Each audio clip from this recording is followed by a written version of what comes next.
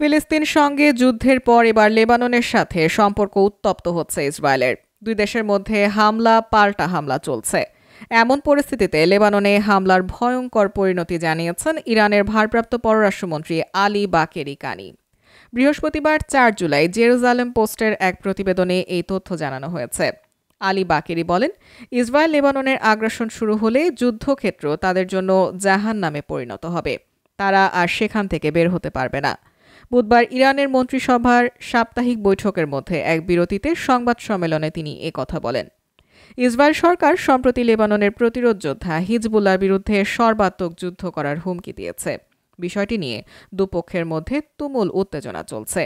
এমন পরিস্থিতিতে বিভিন্ন দেশ তাদের নাগরিকদের লেবানন ছাড়ারও নির্দেশ দিয়েছে। হিজবুল্লাহকে ইসরায়েলের বিরুদ্ধে শক্তিশালী খেলোয়াড় হিসেবে প্রশংসা করেন ইরানের ভারপ্রাপ্ত পররাষ্ট্রমন্ত্রী। তিনি বলেন, লেবাননের এই যোদ্ধারা খুবই শক্তিশালী ভূমিকা পালন করছে। এটি আন্তর্জাতিক ও কূটনীতির ক্ষেত্রে প্রতিরোধ সৃষ্টি করেছে। আলী বাকেরি বলেন, ইসরায়েলের সঙ্গে লেবাননের যুদ্ধ শুরু হলে ভূখণ্ডটি তাদের জন্য জাহান্নামে পরিণত হবে। ফলে সেখান থেকে তারা আর বের হতে পারবে না। এর আগে বৃহস্পতিবার ইসরায়েলে 200-র বেশি রকেট হামলার দাবি করেছে হিজবুল্লাহ। এক বিবৃতিতে হিজবুল্লাহ জানিয়েছে, ইসরায়েলের হামলার জবাবে তারা দেশটিতে 200-র বেশি বিভিন্ন ধরনের রকেট হামলা চালিয়েছে।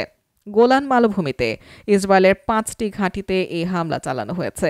হিজবুল্লাহ আরও জানিয়েছে, জ্যেষ্ঠ নেতাকে হত্যার প্রতিশোধ নিতে তারা ইসরায়েলি সামরিক বাহিনীর 8টি অবস্থানকে লক্ষ্য করে বিস্ফোরক বোঝাই ড্রোন হামলা চালিয়েছে।